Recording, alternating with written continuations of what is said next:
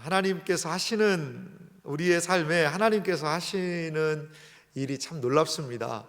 그런데 우리가 한 가지 기억할 것이 있는데요, 하나님께서 저는 역사하시는 방향이 분명히 있는 것 같아요.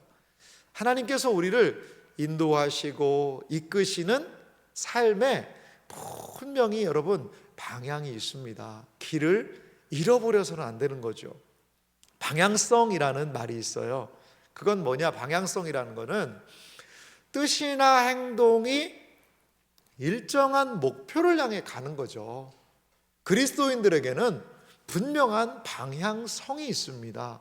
우리의 삶을 이끌고 인도하는 길, 방향이 있다라는 거죠. 10대라면 10대 인도하시는 길이 있어요. 20대에, 30대에, 40대, 50대, 60대, 70대, 80대, 90대까지, 그리고 주님 앞에 서는 그날까지 하나님이 우리의 삶을 인도하시는 길이 있다라는 거죠. 그리고 하나님 앞에 서는 그 순간까지 우리는 저렇게 하나님의 인도하심을 받아야 합니다. 창세기에 등장하는 이 족장들의 삶의 방향을 좀 보면은요, 족장들의 삶을 인도하는 저는 분명히 방향이 좀 있었다고 봐요. 아브라함을 보실래요? 아브라함 같은 경우에는 보면 하나님이 이끄신 방향이 있었어요. 거기가 어디냐? 바로 헤브론이라는 곳입니다.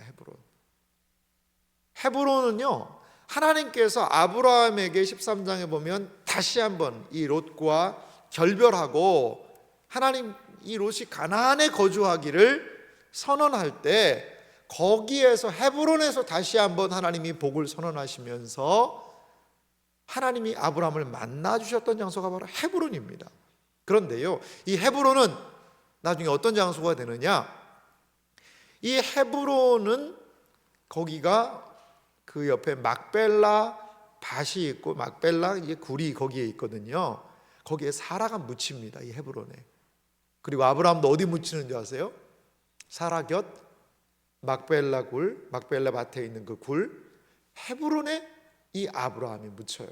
그러니까 아브라함의 신앙에 있어서 가장 중요한 장소는 헤브론입니다. 헤브론.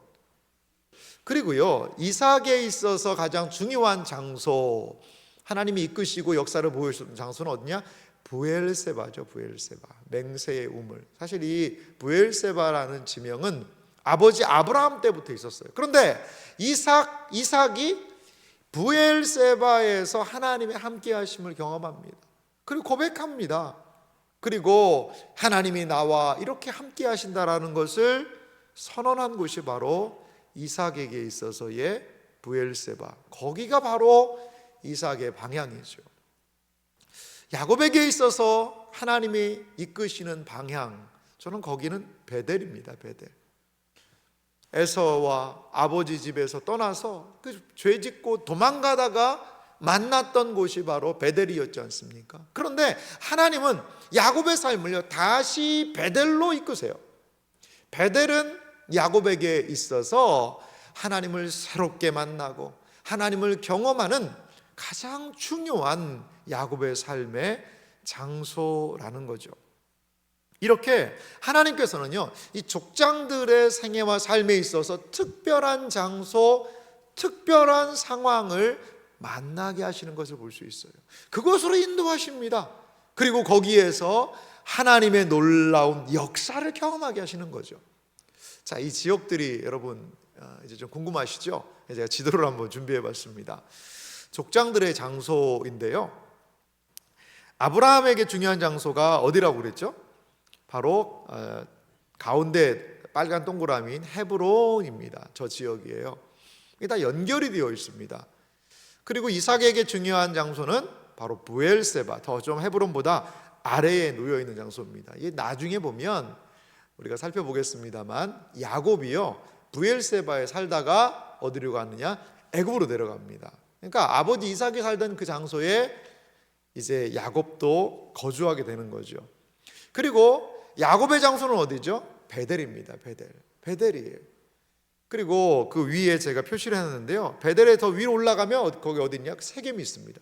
지금은 어디 있습니까? 세겜에 있어요. 그런데 야곱도요 어떻게 하냐면요, 베델로 가죠. 거기에서 아브라함의 추억의 장소인 헤브론으로 내려갑니다. 그리고 거기에서 이삭이 거기에 거주하고 있었어요. 나중에 보면 거기서 이삭이 죽습니다. 그래서 헤브론에 묻히죠. 막벨라 굴에. 그리고 밑에 브엘세바로 갔다가 나중에 요셉을 만나기 위해서 애굽으로 내려가는, 그러니까요 이 족장들에게 역사하셨던 그 특별한 장소가요 다 겹쳐요. 이것도 한번 우리가 좀 한번 곰곰이 생각해 볼 필요가 있는 그런 주제라고 저는 봐요. 주제라고 봐요. 그래서 사실 베델 이 지명은요 또 어디랑 연결이 되느냐, 신약이에요. 사마리아와 연결이 돼요. 지난번에 한번 언급을 드렸습니다만 사마리아 수가성과 이 베델이 또 연결이 되는 그런 부분들을 우리는 살펴볼 수 있습니다. 그렇습니다. 하나님께서는요 하나님의 사람들을 특별한 장소로 인도하세요. 그리고 그 특별한 장소에서 하나님의 특별한 은혜를 경험하게 하신다는 거죠. 사랑하는 성도 여러분, 하나님께서 올 한 해 우리를 어디로 인도하실까요? 우리를 인도하시는 방향은 과연 어디일까요? 하나님께서 우리를 두고 싶어 하시는 그곳, 거기에 거하고 그 자리에서 하나님의 놀라운 역사를 경험할 수 있는 모든 분들이 되시기를 주님의 이름으로 축원합니다. 네, 그렇습니다. 이렇게 하나님께서 인도하시는 곳은 바로 베델이라는 장소입니다. 자, 그 말씀이 오늘 창세기 35장 1절입니다. 하나님이 야곱에게 이렇게 말씀하세요. 하나님이 야곱에게 이르시되 일어나 베델로 올라가서 거기 거주하며 내가 내 형 에서의 낯을 피하여 도망하던 때에 내게 나타났던 하나님께 거기서 제단을 쌓으라 하신지라. 아멘. 하나님의 말씀은요 두 부분으로 이루어져 있어요. 첫 번째는 베델로 올라가서 거주하라, 베델로 가라는 겁니다. 그리고 하나님께 거기서 뭐 하라는 거죠? 제단을 쌓으라. 이 두 가지를 갑자기 야곱에게 말씀하십니다. 자, 일어나 베델로 가라. 베델은 어떤 곳일까요? 베델은 창세기 28장에 등장했던 곳이지요. 자, 28장 15절에 보면 베델에서 하나님께서 이렇게 말씀하세요. 내가 너와 함께 있어. 내가 어디로 가든지 너를 지키며 너를 이끌어 이 땅으로 돌아오게 할지라. 이 하나님의 약속이었습니다. 이 땅 베델로 다시 돌아오게 할지라. 내가 내게 허락한 것을 다 이루기까지 너를 떠나지 아니하리라 하신지라. 이러한 약속이요, 놀라운 약속을 베델에서 받았다는 거죠. 그래서 자기가 베던 그 돌을 베개를 기둥을 세우고 거기에 기름을 붓고 하나님께 서원했던 것, 그래서 거기를 베델이라고 이름 붙였지 않습니까? 자, 보십시오. 하나님은요 베델로, 왜 베델로 갔죠? 도망치던 야곱이죠. 형을 속이고 아버지 속이고, 그래서요 피해서 도망치던 야곱의 삶에 베델에서요 개입하셨어요. 말씀하셨어요. 그리고 그와 약속을 맺으셨어요. 그런데 그 모든 약속을 지금 어떻게 하셨어요? 신실하게 이루셨죠. 너를 이끌어 내가 어디로 가든지 지키며 그리고 너를 떠나지 않게 하겠다. 하나님께서 약속하셨어요. 그 약속대로 그가 바단 아람에 가서 많은 또한 재물과 자녀들을 이끌고 이제 가나안 땅에 들어와 있지 않습니까? 그런데 그는 세겜에 지금 머물러 있지요. 근데 거기에서 하나님이 다시 베델로 올라가라고 말씀하시는 겁니다. 이제 하나님은 위기에 빠진 야곱의 삶에 다시 개입하시며 뭘 하시는 거죠? 다시 베델로 그를 부르고 계신 거죠. 야곱이 사실 저는 이 두 상황이 매우 유사해요. 브엘세바에서 바단 아람으로 가는 길에 만났던 그 하나님과 지금 세겜에서 혼란스러운 상황에서 만나고 있는 하나님의 모습, 그리고 올라가야 되는 베델의 상황은요 너무나도 유사하다라는 거죠. 자, 하나님께서는요, 이 야곱에게 제단을 쌓으라라고 말씀을 하고 계세요. 자, 제단을 쌓는 모습 한번 보실래요? 제단은요, 어떤 의미가 있냐면 하나님의 주권을 선포하는 상징물이 바로 제단입니다. 그래서 족장들은요, 제단을 쌓고 거기서 하나님께 예배를 드렸어요. 그런데 보면은요, 족장이라는 것은 누구죠? 아브라함입니다. 아버지 이삭입니다. 아브라함은 가는 곳에 세겜에도 제단을 쌓았죠. 베델에도 제단을 쌓았습니다. 이렇게 제단을 쌓으면서 이동해요. 사실 제단을 쌓는다는 것은 그 땅에다가 어떤 깃대를 꽂는 겁니다. 이곳은 하나님이 경배받으셔야 되는 땅이다. 깃대 꽂는 거예요. 깃발 꽂는 겁니다. 거기에서 하나님의 영광을 선포하고 그리고 제단을 쌓고 예배 드리는 거죠. 근데 족장들은요, 자발적으로 제단을 쌓습니다. 누가 쌓으라고 이야기 안 했는데도 그 땅에서 제단을 쌓고 하나님의 주권과 선포하고 예배 드리는 거예요. 하지만 하나님은 야곱에게 직접 제단을 쌓으라라고 야곱에게 지금 명령하고 계십니다. 여러분, 야곱의 상황을 좀 보세요. 저는 야곱의 상황을 이런 두 단어로 정리를 했는데요, 바로 두려움과 혼돈이에요. 야곱에게 있는 두려움은 무엇입니까?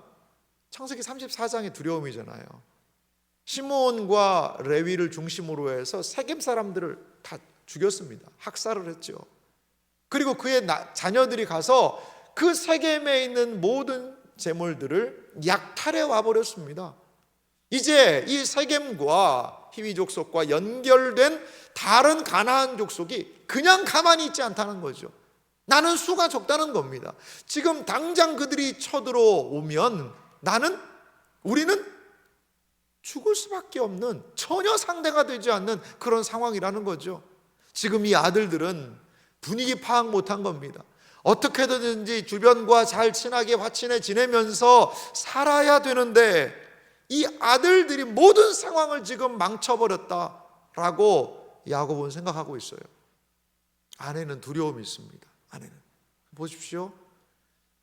그 야곱의 집안 안의 분위기를 한번 우리가 상상을 한번 해볼까요? 세겜과 하몰을 그 아버지 죽이고 그 집에서 디나를 데려왔어요. 디나의 마음과 심정은 어땠겠어요? 집에 왔다라는 안도감이 있었겠지만 디나가요, 그래도 어려움을 당했잖아요. 그럼 그 가족들, 그 어머니의 그 슬픔이 있지 않겠습니까? 눈물이 있지 않겠어요? 그리고 여러 가지, 이제 안에 있어도 고통이 있어요. 그러면 어디든지 도망가 버리면 되지 않느냐? 도망가다가 다른 데 가다가 다른 족속에게 공격받아가지고 죽을 수도 있는 상황입니다. 그러니까요, 야곱 가정 집안의 현재 모습은요, 사면초가죠. 안에 있자니 너무나 고통스럽고 나가자니 또한 주변 족속들에게 공격을 당하여 죽을 것과 같은 그러한 상황. 그러니까요, 야곱의 가정의 상황은 방향을 사실 상실한 거죠. 어디로 갈지를 모르는 겁니다. 안에 있지도 못하고 나가지도 못하는 그러한 사면초가의 상황이 바로 야곱과 그의 가정의 모습이었다는 거죠. 이렇게 두려움과 혼돈 속에 쌓여 방향을 상실한 야곱에게 하나님은 선명한 말씀을 통해 방향, 행동을 인도하신다는 거죠. 사랑하는 성도 여러분, 어디로 가야 되죠? 무엇을 해야 되죠? 하나님께서 말씀하시면 그 말씀하시는 것을 따라가야 합니다. 하나님이 우리에게 말씀해 주시고 우리에게 감동해 주시는 그것을 따라간다면 길을 잃어버리지 않을 거예요. 우리는 때로 어디로 가야 될지를 몰라요. 야곱이 생각한 이 문제 해결의 방향에 길이 있었습니다. 디나 문제를 해결할 수 있는. 그리고 이 아들들이 생각한 길이 있었습니다. 저마다 길이 달랐어요. 온건하게 협상, 강경하게 대응. 그런데 이 모든 길들이요, 막히는 길이잖아요. 해결이 안 되는 길이잖아요. 오히려 해결한다고 문제 안에 들어갔는데도 불구하고 더 이게 꼬이고 악화되는 악화일로가 되어버렸다는 거죠. 사랑하는 성도 여러분, 하나님이 인도하시는 길이 있습니다. 하나님은 베델로 가라는 것이죠. 베델로. 야곱이 볼 때 베델로 가는 길, 그것도요 두려운 길이에요. 왜냐? 하나님, 베델로 우리가 가다가 다른 족속들이 공격하면 우리는 길에서 꼼짝 못하고 죽습니다. 어떻게 베델로 갑니까? 묻지 않습니다. 이제 야곱은 자기의 잔꾀, 자기의 경험, 생각 다 내려놓고 하나님 말씀에 따라 움직이려고 준비하고 있는 것이지요. 그것을 알 수 있는 것이 바로 다음 구절을 통하여 우리가 알 수 있습니다. 야곱은 하나님의 말씀에 철저하게 순종을 결단합니다. 그래서 창세기 35장 오늘 2절 말씀 보니까요, 야곱이 이에 자기 집안 사람과 자기와 함께한 모든 자에게 이르되 너희 중에 있는 이방 신상들을 버리고 자신을 정결하게 하고 너희의 의복을 바꾸어 입으라. 우리가 일어나 베델로 올라가자. 내 환난 날에 내게 응답하시며 내가 가는 길에서 나와 함께 하신 하나님께 내가 거기서 제단을 쌓으려 하노라 하매. 야곱이요, 이제 그 모든 집안 사람들, 가족들과 집안에 뭐 종들도 있을 테고 뭐 여러 상황이 있지 않습니까? 모든 사람들에게 말하는 거죠. 그리고 그 방향을 이렇게 선포하는 겁니다. 야곱이 선포한 방향은 어디일까요? 그것은 바로 베델이죠. 자, 야곱은요 두려움과 혼돈 속에 놓인 가정에 선명한 지금 방향을 선포하고 있습니다. 이 가정 지금 어떻습니까? 우왕좌왕이지 않습니까? 어떻게 해야 될지를 몰라요. 그런데 야곱이요 갑자기 분연히 일어나서 방향을 선포하는 겁니다. 지금까지 야곱은 어땠습니까? 문제에 대해서 매우 소극적이었어요. 소극적이었어요. 디나가 그런 수치를 당하는 이 문제를 해결하는 데 있어서 세겜과 그 아버지 하몰이 왔을 때도 야곱이 한마디도 안 합니다. 야곱은 오히려 잠잠합니다. 침묵합니다. 아들들이 여러 가지 속이고 날뛰는 상황 아니었습니까? 그 결론에 대해서 아버지는 화내면서 이렇게 일을 처리하느냐고 분노할 뿐이었지요. 문제에 비켜서 있었습니다. 하지만 문제에 대해서 이렇게 소극적이던 야곱은요 이제 적극적으로 이 문제의 해결 방안을 제시하고 있는 거죠. 가족을 선명한 방향으로 이끌 수 있는 길은 어디에 있습니까? 오직 하나님의 말씀에 있다는 사실을 믿으시기 바랍니다. 가족에게 선명한 방향을 제시를 해야 되잖아요. 이제 족장으로서, 가장으로서 말이죠. 그 길이 어디에 있어요? 자기에게 없는 거예요. 내 안에 없는 겁니다. 오직 하나님의 말씀이 야곱을 야곱되게 하고요, 야곱을 온전히 하나님의 사람으로 그 가장의 위치로 다시 올려놓을 수 있다라는 겁니다. 사랑하는 이 자리에 모이신 가장들이요, 사랑하는 주의 백성들이요, 신자의 권위가 어디서 옵니까? 하나님의 말씀에서 오는 거예요. 신자의 권위가요 돈 많고 능력 있고 아는 것 많은 거에서 우리 신자의 권위가 서지 않아요. 여러분, 속이는 것, 똑똑한 것 치면, 경험 치면 야곱을 능가하는 사람이 어디 있어요? 그런데 지금 이 디나의 사건을, 이 놀랍고 끔찍한 일들을 해결하는데 그 경험이 아무런 쓸모가 없잖아요. 아들들의 그 혈기왕성한 그것이 이 사건을 해결할 힘이 됩니까? 아니요, 그렇지 않잖아요. 사랑하는 성도 여러분, 하나님의 말씀만이 우리를 반듯하게 인도할 수 있는 길이고, 하나님의 말씀이 우리를 우리의 자리에 세울 수 있는 가장 유일한 토대요 근거라는 사실을 믿으시기 바랍니다. 야곱이 아버지의 자리, 그리고 그 족장의 자리, 매김을 다시 할 수 있었던 것은 하나님의 말씀을 들을 때예요. 하나님의 말씀을 들어야 우리가 할 일을 할 수가 있다는 거죠. 하나님의 말씀은 우리를 하나님께서 원하시는 뜻을 행하는 그 자리로 세울 수 있다는 사실을 여러분 믿으시기 바랍니다. 그런데요, 이제 이 야곱이 온 집안 사람들에게 이렇게 베델로 가자라는 방향을 제시하면서 이야기한 출발의 조건이 있었어요. 야곱이 이 가정에게 그 출발을 위한 조건을 뭐라고 제시하는지 아십니까? 그것은 바로 모든 사람을 향해서 지시한 내용이 있는데요, 이방 신상들을 어떻게 하는 거죠? 버리라는 거죠. 그리고 자신을 어떻게 하는 거죠? 정결하게 하고 너희의 의복을 바꾸어 입으라, 이렇게 이야기를 하고 있어요. 이방 신상들을 버리고 그리고 의복을 바꾸고 그것을 통하여 정결하게 너희의 모습을 유지하라는 거죠. 오늘 이 본문을 보면서 우리가 알 수 있는 사실은 무엇입니까? 야곱의 가정 안에 이방의 신상들이 침투해 들어왔다는 거죠. 이것은 세겜에 살면서 이 야곱의 가정이 신앙적인 정체성을 상실하고 뭐 된 거다? 세겜화된 것이죠. 세겜화. 세겜처럼 된 거예요.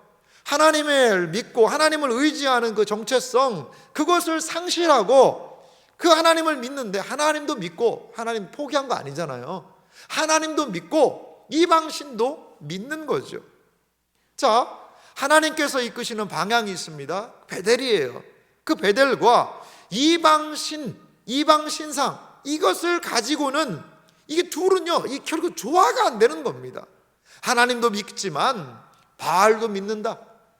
이 앞에서 라헬이요, 아버지의 드라빔을 훔쳐왔잖아요. 아마 라헬은 지금까지 그 드라빔 훔쳐왔을 거예요. 이 드라빔은 가정의 수호신입니다. 이 가정을 잘 되게 해준다는 그러한 신상이에요. 그것을 숨겨왔지 않습니까? 그리고 세겜에 많은 신상들, 그들이 약탈해서 가져왔든지 그들이 교류하면서 가져왔든지, 이것이 야곱의 집안에 깊숙이 지금 들어와 있는 것이지요. 하나님께서 인도하시는 새로운 삶이 있어요. 그런데 하나님께서 인도하시는 새로운 삶에 걸맞는 뭐가 필요하다는 거죠? 결단이 필요하다는 거예요. 결단이. 하나님께서 이끌고 인도하시는 베델이라는 방향으로 가기에 지금 이 우상들을 가지고 간다는 것은, 이거는요, 뭐가 맞지가 않다라는 거죠. 여러분, 우상이 뭘까요?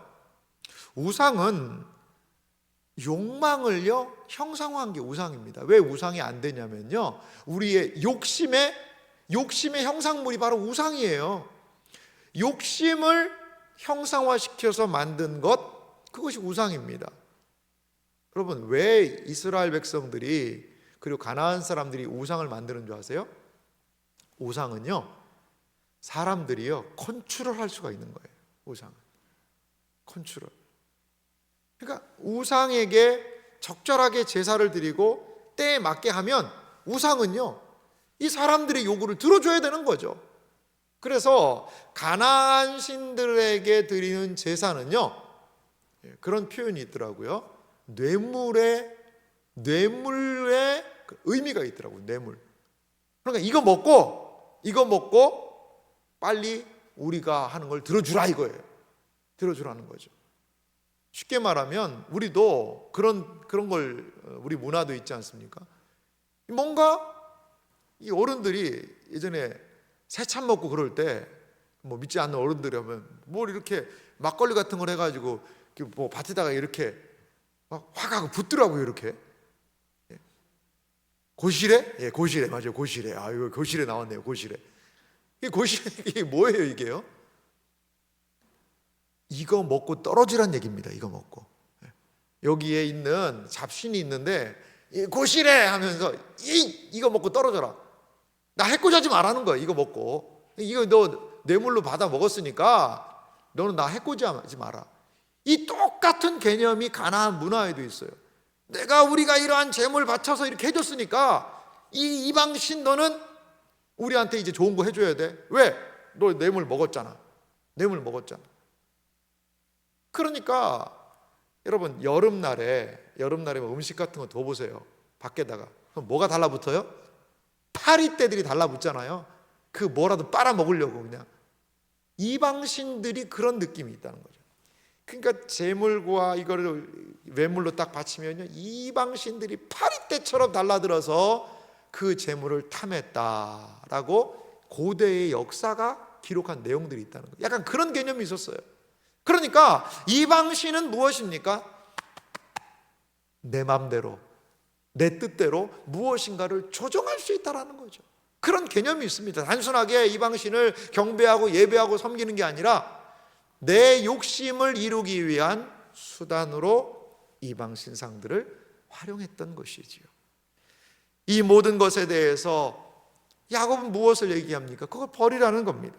그런데 이러한 야곱의 말에 온 가족 사람들은 철저하게 순종하고 있는 것을 볼 수가 있습니다. 창세기 35장 4절 말씀은 좀 함께 읽어볼까요? 같이 읽겠습니다. 그들이 자기 손에 있는 모든 이방 신상들과 자기 귀에 있는 귀고리들을 야곱에게 주는지라 야곱이 그것들을 세겜 근처 상수리 나무 아래에 묻고. 아멘. 자, 이방 신상들 복수입니다. 신상이 많이 있었던 것 같아요. 그 집에 신상들하고 또 뭘 또 묻습니까? 귀고리를 묻어요. 귀고리. 지금 귀고리 하고 오신 분들이 계신지 모르겠지만, 아이고 이거 하나님한테 갈 때는 귀고리를 빼야 되는 건가? 이제 그 당시 고대 당시의 귀고리는 아마도 우상 숭배와 어떤 연결성이 있었던 것 같아요. 어떤 사람은 귀고리 모양이 우상의 모양을 하고 다녔을 거다 이렇게 보는 사람도 있습니다. 그런데 이 아론이 이스라엘 백성 창세기 32장에 보면, 출애굽기 32장에 보면 너희들 귀고리를 다 빼가지고 와라. 그 귀고리를 빼가지고 와서 부어가지고 뭘 만듭니까? 금송아지를 만들거든요. 약간 그런 부분이 있어요. 그러니까 우상 숭배와 귀고리가 어떻든지 간에 연결이 좀 되어 있는 것 같습니다. 그러니까 우상과 관련되고 연결된 모든 것들을 다 버리라는 거죠. 그런데 그것을요, 세겜 근처 상수리 나무 아래에다 묻어버립니다. 사실 모세는요, 그 송아지를 출애굽기 32장에 그 송아지를 완전히 가루를 내가지고 다 물에다 풀어버리거든요. 가루를 내가지고. 그런데 야곱은 그걸 그냥 파서 묻습니다. 세겜 상수리 나무가 어딘지 모르겠지만 거기에 금이 묻혀 있습니다, 여러분. 한번 세겜 상수리 나무, 세겜이 어디라고 그랬죠? 사마리아라고 그랬습니다. 상수리 나무 잘 찾아보셔야 돼요. 어디에 묻혀 있는지 몰라요. 그래서 존 칼빈 선생님이 이걸 주워가면서 그랬더라고요. 그걸 그렇게 묻으면 안 된다. 그거를 완전히 가루를 내서 없애버려야 되는데 묻으면 누가 또 팔 거 아니냐, 이렇게 또 주석을 하셨더라고요. 참 재밌는 주석이었어요. 여러분 보십시오. 세겜의 과오는요, 어디에다가 묻어야 돼요? 세겜에다 묻어야 되는 거예요. 세겜에다 묻어야 돼요. 세겜에다가 세겜의 모든 잘못된 것들을 묻어야 어디로 갈 수 있습니까? 베델로 가는 거예요. 베델로. 청산하지 못하면 여전히 어디예요? 세겜에 머무르는 거예요. 세겜의 우상들, 세겜의 방식들, 세겜의 옷을 입고 세겜하고 똑같이 살면서 베델로 가면요, 거기가 베델이 안 됩니다. 거기가 세겜이에요. 왜요? 세겜의 방식이 그대로 따라오는데요. 세겜의 우상을 여전히 섬기는데요. 여전히 신상들을 가지고 섬기고 여전히 그 방식대로 사는데 베델로 간들 거기가 어떻게 베델이 되겠어요? 베델은 무엇을 요구합니까? 새로운 삶을 요구합니다. 새로운 방식을 요구해요. 그런데 여전히 세겜의 물건들을 가지고 다니고 세겜의 우상을 섬기게 되면 거기는요, 베델이 될 수가 없는 것입니다. 사랑하는 성도 여러분, 하나님께서 우리의 인생에 새 일을 행하시기를 원하십니까? 하나님께서 우리의 인생 가운데서 이루시는 새 일을 보기 원하십니까? 그러면요, 옛 방식을 묻어버려야 돼요. 옛 방식, 하나님 보시기에 온전하지 못한 모습, 행실, 습관, 마음가짐, 말, 행동, 이러한 것들을요, 옛 방식을 그리스도의 십자가에 못 박아야 된다는 거죠. 이제 그것과 청산해야 됩니다. 여전히 내가 세겜스럽게 살고 가고 있으면서, 여전히 세겜의 옷을 입고 그 우상에 절하며 살고 있으면서 새로운 삶, 베델의 삶을 꿈꾼다는 것은요, 이율배반적인 것입니다. 그렇습니다. 베델로 가려면요, 베델로 온전히 나아가려면요, 베델의 하나님의 역사를 경험하려면요, 세겜의 방식들을 묻어버려야 되는 겁니다. 2023년보다 2024년이 새롭게 되기를 원하십니까? 그러면요, 우리 돌아봐야 돼요. 2023년 작년에 아니면 재작년에 우리가 실패했던 부분들을 돌아보면서 그걸 묻어버려야죠. 그리고 아주 작은 발걸음이라도 새로운 하나님이 기뻐하시는 모습으로 나아가야 되지 않겠습니까? 사랑하는 성도 여러분, 그렇습니다. 베델로 나아가기 위해서는 옛 방식을 묻어버려야 합니다. 이렇게 이들이 그 모든 세겜의 우상들과 귀고리들, 그 모든 것들을 묻어버리고 이제 하나님의 말씀을 따라 방향을 잡고 출발합니다. 두려움의 길이죠. 다른 민족들이 와서 공격할 수 있는 여지가 있는 무서움이 있습니다. 하지만 그들은 출발합니다. 35장 5절은 이렇게 말합니다. 그들이 떠났으나 어디로요? 세겜에서 베델로. 하나님이 그 사면 고울로 크게 두려워하게 하셨으므로 야곱의 아들들을 추격하는 자가 없었더라. 야곱의 아들들이 세겜에서 어떤 일을 벌였습니까? 사륙하고 약탈했잖아요. 그 모든 것들 때문에 주변국이 그들에게 달려들었어야 되지만 추격을 안 하는 것이죠. 무엇 때문에요? 큰 두려움 때문에 그랬다는 거죠. 자, 두려움이 임하는 사건을 한번 좀 볼까요? 야곱은 지금까지 어떻게 보면 두려움 속에 살았어요. 누구를 두려워했죠? 라반이 두려웠고요. 내가 왜 삼촌을 두려워해서 이렇게 그냥 몰래 왔습니다. 에서가 오는 것이 두려웠습니다. 벌벌벌 떨었잖아요. 그 야복강에서 그래서 씨름하고 기도했던 것 아닙니까? 야곱은 지금까지 두려움 속에서 살았어요. 그런데 놀라운 사실이, 놀라운 반전이 일어납니다. 주변 부족들이요, 오히려 야곱 가족을 두려워하는 거죠. 상대가 안 돼요. 소수의 사람들입니다. 그러면 가서 희위와의 약속을 지키면서 그들을 진멸시킬 수도 있습니다. 하지만 오히려 주변 부족들이 야곱을 두려워하는 거죠.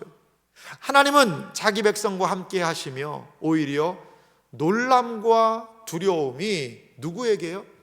원수에게 임하게 한다는 거죠. 원수에게. 지금 누가 누구를 두려워하고 있는 것이죠? 야곱이 주변 부족들을 두려워해서 그 두려움에 사로잡혀 있었는데 하나님의 말씀을 따라 분연히 일어나서 베델로 걸어가니까 오히려 하나님이 함께 하심으로 인하여 주변 사람들이 이 가족을 두려워하고 있는 거죠. 야곱을 말이죠. 사랑하는 성도 여러분, 하나님이 약속하신 길, 하나님이 인도하신 길을 여시는 방식이 무엇이었습니까? 두려움이었습니다. 누구를 두려워하게 하시는 거죠? 우리도 두려운데 주변을 더 두렵게 하시는 거죠. 그래서 그 길을 하나님께서 열어주셨다라는 거죠. 사랑하는 성도 여러분, 이것은 특별한 경험입니다. 특별한 경험이에요. 결코 야곱이 그 집 안에서는, 세겜에서는 경험할 수 없는 특별한 역사를 하나님이 순종하며 나아가는 이들에게 허락하셨다는 사실을 여러분 믿으시기 바랍니다. 2024년 올 한 해 하나님의 말씀을 따라 나아가는 우리들에게 하나님께서 특별한 두려움으로 오히려 다른 상황의 두려움을 임하게 하셔서 우리에게 길을 여시기를 간절히 소망합니다. 이러한 역사를, 길을 여시고 인도하시는 하나님을 경험할 수 있는 여러분들이 되시기를 주님의 이름으로 소망합니다. 이제 이렇게 두려움으로 길을 연 야곱의 일행은 드디어 베델에 도착을 하게 됩니다. 오늘 창세기 35장 6절은 이렇게 말하고 있습니다. 야곱과 그와 함께한 모든 사람이 가나안 땅 루스 곧 베델에 이르고, 그가 거기서 제단을 쌓고 그곳을 엘베델이라 불렀으니 이는 그의 형의 낯을 피할 때에 하나님이 거기서 그에게 나타나셨음이더라. 아멘. 여기 여러분 지명을 잘 보십시오. 가나안 땅 루스 곧 베델이라고 얘기를 해요. 루스라고 얘기를 했지만 베델이라고 야곱이요 약 한 30년 전 세겜에서의 기간을 10년으로 본다면 바다나람에서 20년 있었잖아요. 한 30여 년 전에 베델이라고 이름 붙인 곳이에요. 그런데 거기에 제단을 쌓습니다. 하나님의 말씀대로 순종합니다. 그리고 그곳의 이름을 다시 불러요. 뭐라고 부르죠? 엘베델이라고 부르는 거예요. 엘베델. 자, 엘베델로 한번 가볼까요? 엘베델은 무슨 뜻이죠? 엘베델이라고 부르는데 엘베델이라는 뜻은요 베델의 하나님이라는 뜻이에요. 엘이 들어가면 뭐라고 그랬죠? 하나님이라는 뜻입니다. 그런데 베델에도 하나님이 들어있어요. 이게 베델은 무슨 뜻? 하나님의 집이라는 뜻이죠. 하나님의 집의 하나님이라는 뜻이에요. 다른 말로 베델의 하나님이라는 뜻이에요. 자, 베델의 하나님이라는 것은요 어떤 의미가 있을까요? 그것은 바로 야곱이 하나님에 대해서 새롭게 인식하고 있다는 거예요. 그런데요 이 새 지명이 놀라워요. 어떤 특성이 분명히 있어요. 루스라는 뜻은요 황폐, 폐허라는 뜻이 있는 곳이에요. 그 폐허에서 하나님을 만나고 뭐라고 부른 거죠? 베델, 여기가 하나님의 집이네 라고 30여 년 전에 야곱이 각성한 겁니다. 하나님에 대해서. 그런데 30년이 지난 이 시기에 다시 그 베델을 뭐라고 불러요? 엘베델이라고 부른 거예요. 엘베델. 엘베델이라는 의미는 무엇입니까? 하나님의 집인 줄만 알았는데 쉽게 말하면 그겁니다. 진짜 하나님 계시네. 진짜 하나님이 계시네. 루스에서 베델로, 베델에서 엘베델로 명칭의 변화는 하나님에 대한 인식의 변화, 야곱 안에 있는 하나님에 대한 경험의 변화지요. 자신의 삶이 루스와 같았어요. 도망자의 신세지 않습니까? 폐허, 황폐함이 있던 그 땅에서 하나님을 경험한 겁니다. 인식한 겁니다. 아이고 하나님이 계시네. 그런데 30여 년의 시간을 돌고 돌아 베델에 와서 하나님께 제단을 쌓으면서 생각하고 경험해 보니 그 베델의 하나님이 진짜 하나님이네. 정말 내가 베델 거기 하나님 예배 드리는 곳이야, 그 하나님의 집이야 라고 피상적으로 생각했던 그 하나님이 베델 진짜 하나님이시네. 그것을 경험했다는 거죠. 이것은 이렇게 비유할 수도 있을 것 같아요. 예배를 드렸어요. 그 예배 하나님과의 만남이래. 아이고 하나님 만나는 거지. 그렇게 피상적으로 예배에 대해서 인식하던 한 사람이 예배를 통하여서 진짜 하나님을 만나게 된 거죠. 베델이라고 단순히 생각했던 그 예배의 현장이 엘베델이 되는 현장이 되었다는 것입니다. 지금 이렇게 베델을 통하여서 야곱은 엘베델, 하나님이 여기서 역사하시는구나 라는 것을 경험하게 되었다는 겁니다. 사랑하는 성도 여러분, 우리의 예배 현장이 단순한 베델이 아니라 엘베델이 되기를 간절히 소망합니다. 우리의 특세가 단순하게 특세가 아니라 엘베델의 특세가 되기를 간절히 소망합니다. 하나님을 느끼고 경험하고 감격하는 일들이 엘베델을 통하여 일어날 수 있기를 주님의 이름으로 간절히 소망합니다. 그런데요, 오늘 우리가 마지막 한 가지 살펴볼 게 있어요. 그것은 이 유모 드보라가 이 베델에서 죽는 사건입니다. 8절 말씀을 제가 한번 다시 읽어보면요, 리브가의 유모 드보라가 죽음에 그를 베델 아래에 있는 상수리 나무 밑에 장사하고 그 나무 이름을 알론 바굿이라 불렀더라. 그러니까요, 참 놀라운 얘기예요. 이 유모 드보라, 리브가의 유모 드보라, 그러니까 리브가와 함께했던 그 여인이 있었던 것 같아요. 그 드보라, 리브가와 함께했던, 리브가는 누구죠? 야곱의 엄마입니다. 어머니예요. 자, 엘베델에서 하나님과 다시 만난 야곱에게 리브가의 유모 드보라가 죽은 사건이 이어지고 있는데요. 유모 드보라는요, 어머니 리브가의 마지막 흔적 아니겠어요? 야곱의 정체성을 형성한 것이 누굽니까? 리브가예요. 리브가 태중에서 수태고지가 있었잖아요. 이 태중에서 하나님께서 분명히 아이에 대해서 말씀해 주신 그 말씀이 있었어요. 큰 자가 작은 자 섬기겠다는 거죠. 그것을 어머니 리브가는 작은 아들 야곱에게 이야기를 해줬잖아요. 그렇습니다. 야곱의 정체성을 형성했던 어머니 리브가입니다. 리브가. 그런데 그 리브가의 마지막 흔적 유모 드보라가 죽었어요. 그래서 어디에? 베델에다가 그를 묻었다는 거죠. 그것은요, 어머니와의 완전한 결별을 의미한다는 거죠. 이제는 야곱이 아니라 야곱의 모든 정체성은 베델에다가 묻어버리고 무엇으로 살아야 됩니까? 새 이름 이스라엘로 살아야 된다는 거죠. 이제는 이스라엘로 새로운 삶을 살아야 된다는 거죠. 그래서 마지막 그가 붙들었던 과거의 야곱의 정체성인 이 유모 드보라가 베델에 묻히게 된다는 거죠. 오늘 성경 말씀을 통하여서 우리는요, 두 가지를 묻는 걸 볼 수 있어요. 세겜에서 우상들을 묻습니다. 그리고 리브가의 추억을 어디에요? 베델에 묻습니다. 그리고 하나님께서 인도하시는 방향을 따라 지금 야곱은 걸어가고 있는 거죠. 그렇습니다. 세겜의 우상을 묻어야 세겜 떠나갑니다. 그리고요, 베델이 베델되기 위해서는 나의 옛자를 형성하는 그 모든 정체성까지도 다 파고 묻어야 됩니다.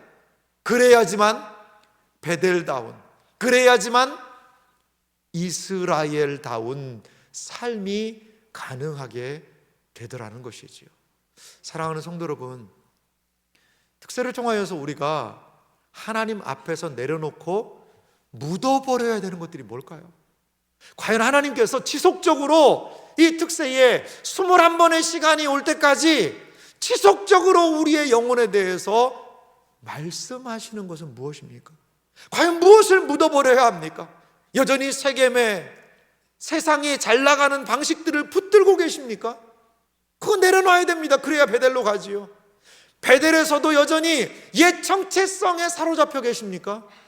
그럼 그것까지도 묻어야 됩니다. 내려놔야 됩니다. 그래야 베델에 걸맞는 새로운 정체성인 이스라엘로 살아나갈 수 있다는 겁니다. 야곱을 하나님께서 이스라엘로 바꾸시고 복의 사람으로 바꾸시는 과정은 이렇게 수많은 것들을 내려놓고 묻어버리고 하나님의 뜻을 따라 걸어 나아감을 통하여 가능하게 되었다는 것입니다. 2024년 하나님께서 우리에게 원하시는 베델의 장소 새 삶이 있어요. 그 새 삶과 걸맞지 않은 우리들의 묻어버려야 할 것, 그것은 무엇인지를 생각하며 하나님 앞에서 묻어버리는 기도, 묻어버리는 결단이 우리 모두에게 있으시기를 주님의 이름으로 축원합니다.